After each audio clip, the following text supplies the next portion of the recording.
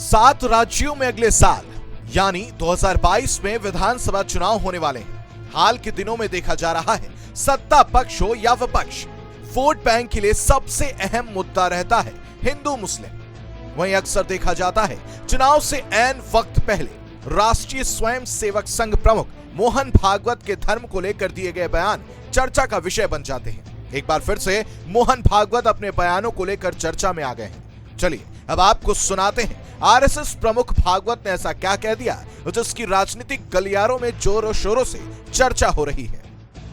इतने देवी देवता है और इतने आ रहे नए नए, अगले चुनावों के लिए मुसलमानों के वोट पाने का भी प्रयास नहीं है, क्योंकि हम उस राजनीति में नहीं पड़ते।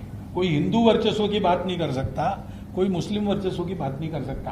भारत वर्चस्व की बात सबको करनी चाहिए। हम भारत के सब लोगों का डीएनए, सब लोगों का निरपवाह डीएनए समान है कि अगर हिंदू कहते कि यहाँ एक भी मुसलमान नहीं रहना चाहिए तो हिंदू हिंदू नहीं रहेगा। लिंचिंग करने वाले ये हिंदुत्व के खिलाफ जा रहे हैं। आरएसएस प्रमुख भागवत के इस बयान को लेकर एआईएमआईएम प्रमुख असदुद्दीन ओवैसी और कांग्रेस के वरिष्ठ नेता दिग्विजय सिंह ने निशाना साधा।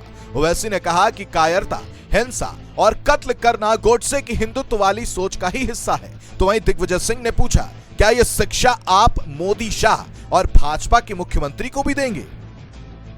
दरअसल एआईएमआईएम प्रमुख असदुद्दीन ओवैसी ने सिलसिलेवार ट्वीट कर मोहन भागवत को घेरा।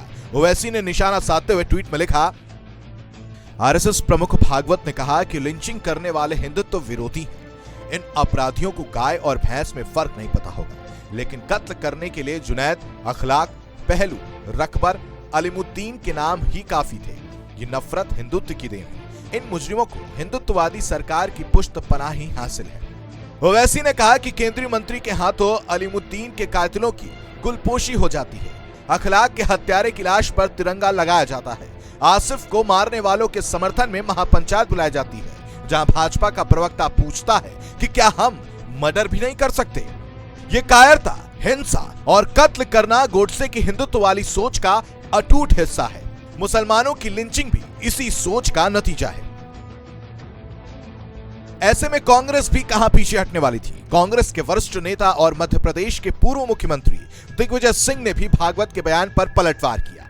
दिग्विजय सिंह ने ट्वीट कर भागवत से पूछा, यदि ये विचार मोहन भागवत जी आप अपने शिष्यों को पालन करने के लिए बाध्य कर देंगे तो मैं आपका प्रशंसक हो जाऊंगा, लेकिन ये आसान नहीं है। आप लोगों ने हिंदू मुसलमान के बीच में इतनी नफरत भर दी है, उसे दूर करना आसान नहीं है। सरस्वती शिशु मंदिर से लेकर संघ द्वारा बौद्धिक प्रशिक्षणों में मुसलमानों के खिलाफ जो नफरत का बीज बोया गया है वो निकालना आसान नहीं है। यदि आप अपने व्यक्त किए गए विचारों के प्रति ईमानदार हैं तो भाजपा में वे सब नेता जिन्होंने निर्दोष मुसलमानों को प्रताड़ित किया है उन्हें उनके पदों से तत्काल हटाने का निर्देश दें। शुरुआत नरेंद्र मोदी और योगी आदित्यनाथ से करें।